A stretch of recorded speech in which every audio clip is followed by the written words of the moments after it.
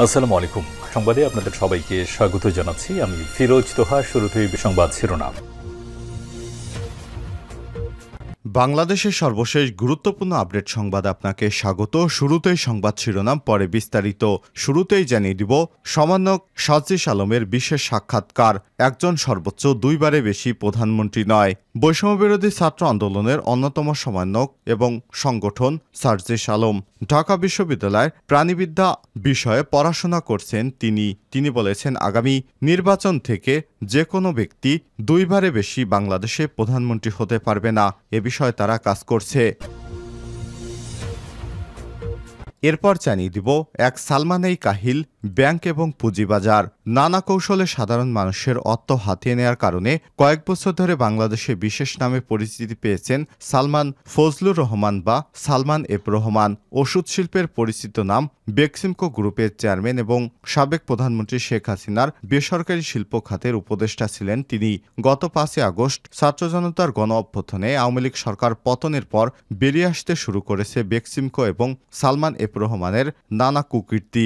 এই এক ব্যক্তি বাংলাদেশের ব্যাংক খাতকে ধ্বংস করেছে, পাশাপাশি শেয়ার বাজার থেকে কোটি কোটি টাকা লুটপাট করে খেয়ে ফেলেছে।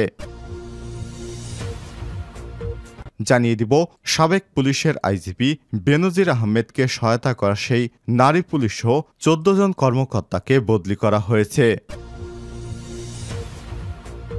এদিকে গণ অভ্যুত্থানে শহীদ এবং আহতদের তালিকা প্রণয়ন স্বাস্থ্য মন্ত্রণালয়ের কমিটি। সম্প্রতি ছাত্র জনতার অভ্যুত্থানে আহতদের চিকিৎসা এবং শহীদ পরিবারকে সহায়তা প্রদানের উদ্দেশ্যে নীতিমালা প্রণয়ন এবং শহীদ ও আহত ব্যক্তিদের পরিচিতিসহ পূর্ণাঙ্গ তালিকা প্রণয়নের লক্ষ্যে 13 সদস্যের কমিটি গঠন করেছে স্বাস্থ্য এবং পরিবার কল্যাণ মন্ত্রণালয়। জানিয়ে দিব, পদত্যাগ করতে রাজি হলেন পাপন। বৈষম্যবিরোধী ছাত্র আন্দোলনের মাধ্যমে হওয়া অভ্যুত্থানের পর থেকেই খোঁজ নেই বিসিবির সভাপতি নাজমুল হাসান পাপনের। এতে স্থবির হয়ে পড়েছে দেশের ক্রিকেট নিয়ন্ত্রক সংস্থা। বিষয়টি নিয়ে ইতিমধ্যেই তার পদত্যাগের দাবি উঠেছে। অবশেষে বিসিবি সভাপতির পদ থেকে সরে দাঁড়াতে সম্মত হয়েছেন নাজমুল হাসান পাপন। এবং সর্বশেষ জানিয়ে দিব, কোটা আন্দোলনের সহিংসতায় 42 জন পুলিশ সদস্য নিহত হয়েছে, বলছেন পুলিশের নতুন আইজিপি। আজ রাজধানীর পল্টনে রাজারবাগ পুলিশ হাসপাতালে স্বরাষ্ট্র উপদেষ্টার সঙ্গে চিকিৎসাধীন পুলিশ সদস্যদের দেখতে গিয়ে সব কথা বলেন পুলিশের আইজিপি মোহাম্মদ মইনুল ইসলাম। প্রিয় দর্শক, এতক্ষণ শুনছিলেন সংবাদ শিরোনাম, এবারে বিস্তারিত। তবে তার আগে বন্ধুরা, অনুরোধ থাকবে সংবাদটিতে একটি লাইক দিন। আর এই চ্যানেলে আপনি নতুন হয়ে থাকলে আমাদের সংবাদটি দেখতে দেখতে চ্যানেলটি সাবস্ক্রাইব করে রাখুন, যাতে করে বন্ধুরা আমাদের লেটেস্ট আপডেট সংবাদগুলো সবার আগে আপনার কাছে পৌঁছে যায়। এবারে বিস্তারিত। একজন সর্বোচ্চ দুইবারে বেশি প্রধানমন্ত্রী নয়, সাজিস আলম। বৈষম্যবিরোধী ছাত্র আন্দোলনের অন্যতম সমন্বয়ক এবং সংগঠক তিনি। ঢাকা বিশ্ববিদ্যালয়ের প্রাণিবিদ্যা বিষয়ে পড়াশোনা করেছেন। ঢাকা বিশ্ববিদ্যালয় ডাকসুর নির্বাচনে অমর একুশে হলে সংসদে ছাত্রলীগের প্যানেল থেকে সদস্য পদে জয়লাভ করেছিলেন তিনি।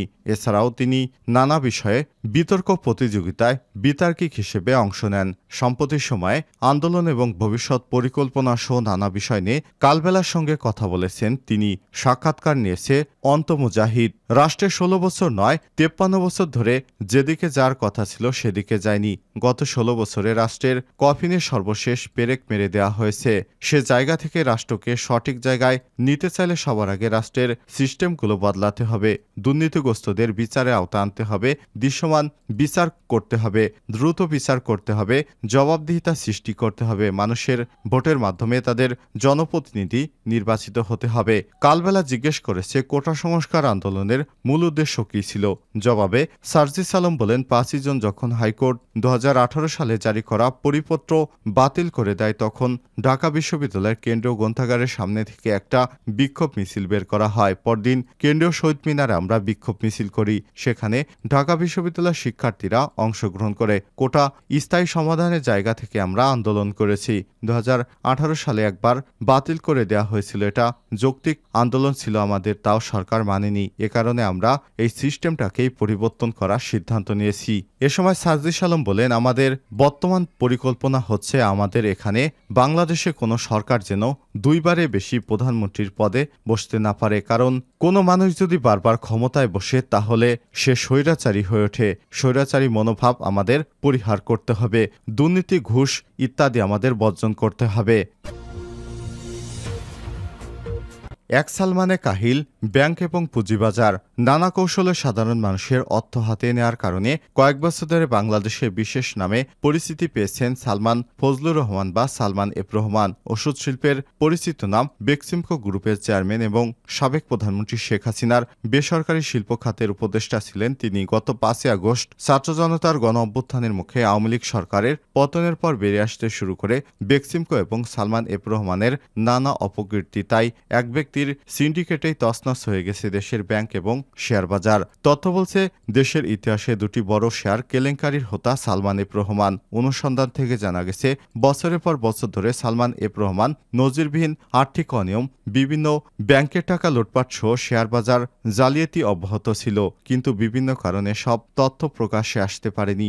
ব্যাংক এবং শেয়ার বাজার থেকে জালিয়াতির কারসাজি, প্লেসমেন্ট, শেয়ার এবং প্রতারণার মাধ্যমে সালমান এফ রহমান যে পরিমাণ অর্থ হাতিয়ে নিয়েছেন তা কয়েক লক্ষ কোটি টাকা। 1996 এবং 2010 সালে শেয়ার কেলেঙ্কারির নায়ক সালমান এফ রহমান শেয়ার বাজারকে তছনছ করে দিয়েছেন। দেশের বর্তমান পুরো ব্যাংক খাতকে দেউলিয়া পর্যায়ে নিয়ে যাওয়ার বড় অবদান রেখেছেন সালমান এফ রহমান। ব্যাংক থেকে ঋণ নিয়ে তার ফেরত দেননি, পাশাপাশি পণ্য রপ্তানি করে দেশে আর টাকা ফেরত আনেননি তিনি। অনুসন্ধান থেকে জানা গেছে, সালমান এফ রহমান প্রভাব খাটিয়ে দেশের সরকারি এবং বেসরকারি 60টি ব্যাংক থেকে নামে বেনামে 36,000 কোটি টাকা ঋণ নিয়ে তা লোপাট করেছেন। সালমান এফ রহমানের ছেলে বিদেশে বিয়ে করেছে 300 কোটি টাকা খরচ করে। এসব ঋণ নেওয়ার ক্ষেত্রে মানা হয়নি কেন্দ্রীয় ব্যাংকের অর্থাৎ বাংলাদেশ ব্যাংকের কোনো নিয়মকানুন। বেশিরভাগ ঋণের পর্যাপ্ত জমাধন তিনি দেননি, কাউকে গ্রান্টার রাখেননি। আবার বছরের পর বছর ঋণের অর্থ পরিশোধ না করেই বারবার করেছেন পুনঃতফসিল। তার সব অপরাধ কর্মকাণ্ডের পরেও চুপ ছিল বাংলাদেশ ব্যাংক। উল্টো ব্যাংকগুলোর কাছ থেকে আদায় করে নিয়েছে রপ্তানির বিশেষ ভূমিকার জন্য অ্যাওয়ার্ড। এ কারণে সালমান এফ রহমানের মতো মানুষ বাংলাদেশের জন্য খুবই বিষাক্ত। বাংলাদেশ ব্যাংকের নথি পর্যালোচনা করে দেখা যায়, রাষ্ট্রায়ত্ত জনতা ব্যাংক থেকে সর্বোচ্চ 21,681 কোটি টাকা ঋণ নিয়েছেন সালমান এফ রহমান। জনতা ব্যাংক থেকে ঋণ নিয়েছেন 10,000 কোটি টাকা। সালমান এফ রহমান 29টি প্রতিষ্ঠানে ফান্ডেড এবং নন ফান্ডেড মিলে 21,681 কোটি টাকা ঋণের তথ্য বেরিয়ে এসেছে। তিনি যে কত টাকা ঋণ নিয়েছেন তার এখনো কোনো হদিস নেই। ধীরে ধীরে তার এই অপকর্ম বেরিয়ে আসছে। আমাদের সঙ্গেই থাকুন, বিস্তারিত তথ্য আসলে আপনাদের জানাবো বন্ধুরা। বেনজিরকে সহায়তা করা সেই নারী পুলিশও 14 কর্মকর্তাকে বদলি। পুলিশের সাবেক আইজিপি বেনজির আহমেদ দেশ ছেড়ে যেতে সহায়তা করা নারী পুলিশ কর্মকর্তা শাহিদা সুলতানা সহ 14 জন পুলিশ কর্মকর্তাকে বদলি করা হয়েছে। বৃহস্পতিবার 15 আগস্ট পুলিশ মহাপরিদর্শক আইজিপি মোহাম্মদ মইনুল ইসলাম স্বাক্ষরিত এক প্রজ্ঞাপনে তাদের বদলি করা হয়। গত 4 মে রাতে বেনজির আহমেদকে দেশ ছেড়ে যেতে পুরোপুরি সহযোগিতা করেছেন বর্তমানে র্যাবে কর্মরত অতিরিক্ত পুলিশ সুপার শাহিদা সুলতানা। তিনি বেনজিরের পরিবারের বেশ আস্থাভাজন। র্যাব সদর দপ্তরের অপারেশন উইংয়ের সিনিয়র সহকারী পরিচালক অপস হিসেবে কর্মরত এ নারী কর্মকর্তাকে রাজশাহী রেঞ্জ ডিআইজি অফিসে সংযুক্ত করা হয়েছে। রাজশাহী সদরে অতিরিক্ত পুলিশ সুপার মোহাম্মদ আব্দুল মাবুদকে ঢাকা পুলিশ টেলিকম সংস্থায়, টাঙ্গাইল পিটিসির অতিরিক্ত পুলিশ ফারিয়া আফরোজকে পুলিশ সদর দপ্তরে বদলি করা হয়েছে। আর ডিএমপির অতিরিক্ত উপপুলিশ কমিশনার মোহাম্মদ রাশেদ হাসানকে এসবিতে বদলি করা হয়েছে। গত 26 মে তাকে দিনাজপুর বীরগঞ্জ সার্কেলে পুলিশ সুপার হিসেবে বদলি করা হয়েছিল। এই আদেশ সেটি বাতিল হয়। এছাড়াও র্যাবের অতিরিক্ত পুলিশ সুপার খন্দকার মোহাম্মদ শামীম হোসেন, পিবিআইয়ের অতিরিক্ত পুলিশ সুপার মোহাম্মদ সারোয়ার জাহান, সিআইডির অতিরিক্ত পুলিশ সুপার শেখ রাজিবুল হাসান, শিল্পাঞ্চল পুলিশের অতিরিক্ত পুলিশ সুপার মোহাম্মদ মইনুল হক, সিআইডির অতিরিক্ত পুলিশ সুপার মোহাম্মদ শাহজান হোসেন, এপিপিএনের অতিরিক্ত পুলিশ সুপার মোহাম্মদ মল্লিক আহসান উদ্দিন স্বামী, এপিবিএনের অতিরিক্ত police police super Abu Lais Mohammad Ilias Jiku, এবিপিএনের অতিরিক্ত police super M A Shahriar Abdullah bin Farid এবং নৌপুলিশের অতিরিক্ত পুলিশ সুপার মোহাম্মদ সুমন রেজাকে ঢাকা মহানগর পুলিশ ডিএমপিতে বদলি করা হয়েছে। ডিএমপির সহকারী পুলিশ সুপার গোলাম রুহিনকে খাগড়াছড়ি এপিবিএনে বিশেষায়িত ট্রেনিং সেন্টারে বদলি করা হয়েছে। গণ অভ্যুত্থানে শহীদ এবং আহতদের তালিকা প্রণয়নে স্বাস্থ্য মন্ত্রণালয়ের কমিটি সম্প্রতি ছাত্র জনতার গণ অভ্যুত্থানে আহতদের চিকিৎসা এবং শহীদ পরিবারকে সহায়তা প্রদানের উদ্দেশ্যে নীতিমালা প্রণয়ন এবং শহীদ ও আহত ব্যক্তিদের পরিচিত সহ পূর্ণাঙ্গ তালিকা প্রণয়নের লক্ষ্যে ১৩ সদস্যের কমিটি গঠন করতে স্বাস্থ্য মন্ত্রণালয় এবং পরিবার পরিকল্পনা মন্ত্রণালয় থেকে জানানো হয়েছে।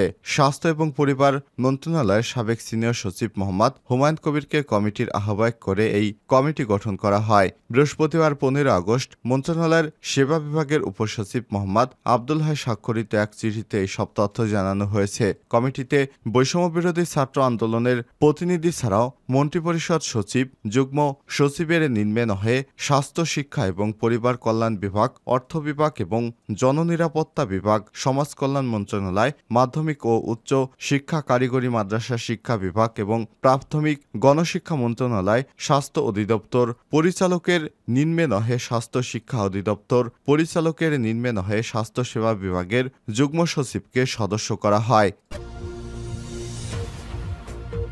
পদত্যাগ করতে রাজি পাপন। বৈষম্যবিরোধী ছাত্র আন্দোলনের মাধ্যমে হওয়া গণ অভ্যুত্থানের পর খোঁজ নেই বিসিবির সভাপতি নাজমুল হাসান পাপনের। এতে স্থবির হয়ে পড়েছে দেশের ক্রিকেট নিয়ন্ত্রক সংস্থাও। বিষয়টি নিয়ে ইতিমধ্যে তার পদত্যাগের দাবি উঠেছে। অবশেষে বিসিবি সভাপতির পদ থেকে সরে দাঁড়াতে সম্মত হয়েছে নাজমুল হাসান পাপন। বৃহস্পতিবার ১৫ আগস্ট রাতে বোর্ডের বেশ কয়েকটি বিশ্বস্ত সূত্র কালবেলাকে সব তথ্য নিশ্চিত করেছেন। তারা জানিয়েছেন, সভাপতির পদ ছাড়তে প্রস্তুত নাজমুল হাসান পাপন। বিসিবির গঠনতন্ত্র অনুযায়ী কোনো জরুরি কারণে সভাপতিকে সরে যেতে হলে প্রথমে বোর্ড সভা ডাকতে হবে। সেখানে তিনি সশরীরে না থাকলেও হবে। তার অনুমতি নিয়ে প্রধান নির্বাহী কর্মকর্তা সভা শুরু করতে পারবেন। এরপর সভায় থাকা যে কোনো একজন সভাপতি হিসেবে দায়িত্ব দেওয়ার সুযোগ থাকবে। তবে তার জন্য আনুষ্ঠানিক লিখিত আকারে পদত্যাগপত্র সভায় জমা দিয়ে বর্তমান সভাপতি তারপর পদ ছাড়বেন। বোর্ডের একটি সূত্র বলছে, খুব শীঘ্রই পদত্যাগপত্র পাঠাবেন তিনি। এরপর দ্রুতই ডাকা হবে বোর্ড সভা।